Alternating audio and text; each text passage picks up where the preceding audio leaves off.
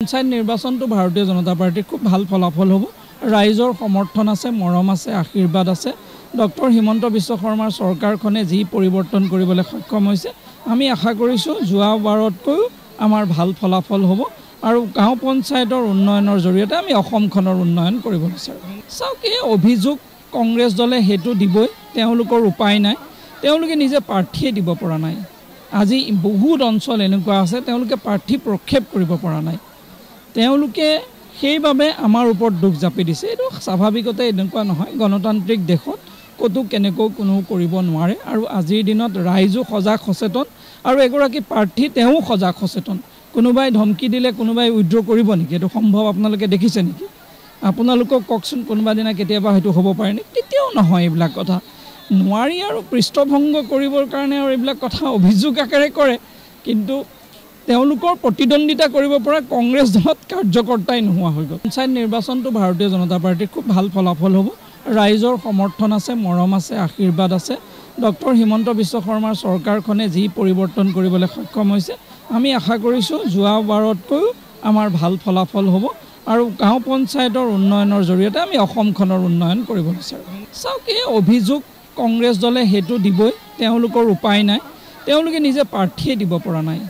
আজি বহুত অঞ্চল এনেকুৱা আছে তেওঁলোকে প্ৰাৰ্থী প্ৰক্ষেপ কৰিব পৰা নাই। তেওঁলোকে সেইবাবে আমাৰ ওপৰত দুখ জাপি দিছে। এইটো স্বাভাৱিকতে এনেকুৱা নহয়। গণতান্ত্ৰিক দেশত ক'তো কেনেকৈ কোনো কৰিব নোৱাৰে আৰু আজিৰ দিনত ৰাইজো সজাগ সচেতন আৰু এগৰাকী প্ৰাৰ্থী তেওঁ সজাগ সচেতন। কোনোবাই ধমকি দিলে কোনোবাই উইথড্ৰ কৰিব নেকি? এইটো সম্ভৱ আপোনালোকে দেখিছে নেকি? আপোনালোকক কওকচোন, কোনোবা দিনা কেতিয়াবা হয়তো হ'ব পাৰে নেকি? তেতিয়াও নহয় এইবিলাক কথা। নোৱাৰি আৰু পৃষ্ঠভংগ কৰিবৰ কাৰণে আৰু এইবিলাক কথা অভিযোগ আকাৰে কৰে, কিন্তু তেওঁলোকৰ প্ৰতিদ্বন্দ্বিতা কৰিব পৰা কংগ্ৰেছ দলত কাৰ্যকৰ্তাই নোহোৱা হৈ গ'ল। পঞ্চায়ত নিৰ্বাচনটো ভাৰতীয় জনতা পাৰ্টিৰ খুব ভাল ফলাফল হ'ব। ৰাইজৰ সমৰ্থন আছে, মৰম আছে, আশীৰ্বাদ আছে।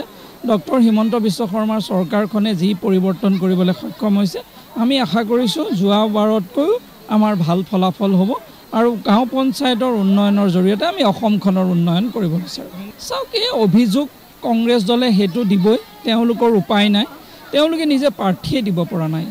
আজি বহুত অঞ্চল এনেকুৱা আছে তেওঁলোকে প্ৰাৰ্থী প্ৰক্ষেপ কৰিব পৰা নাই।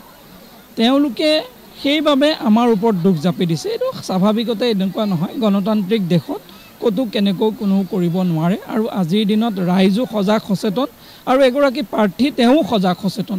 কোনোবাই ধমকি দিলে কোনোবাই উইথড্ৰ কৰিব নেকি? এইটো সম্ভৱ আপোনালোকে দেখিছে নেকি? আপোনালোকক কওকচোন, কোনোবা দিনা কেতিয়াবা হয়তো হ'ব পাৰে নেকি? তেতিয়াও নহয় এইবিলাক কথা।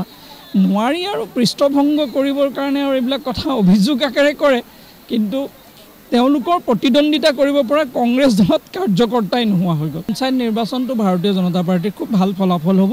ৰাইজৰ সমৰ্থন আছে, মৰম আছে, আশীৰ্বাদ আছে। ডক্টৰ হিমন্ত বিশ্ব শৰ্মাৰ চৰকাৰখনে যি পৰিৱৰ্তন কৰিবলৈ সক্ষম হৈছে, আমি আশা কৰিছোঁ যোৱা বাৰতকৈও আমাৰ ভাল ফলাফল হ'ব আৰু গাঁও পঞ্চায়তৰ উন্নয়নৰ জৰিয়তে আমি অসমখনৰ উন্নয়ন কৰিব বিচাৰোঁ। চাওক, এই অভিযোগ কংগ্ৰেছ দলে সেইটো দিবই, তেওঁলোকৰ উপায় নাই। তেওঁলোকে নিজে প্ৰাৰ্থীয়ে দিব পৰা নাই। আজি বহুত অঞ্চল এনেকুৱা আছে তেওঁলোকে প্ৰাৰ্থী প্ৰক্ষেপ কৰিব পৰা নাই।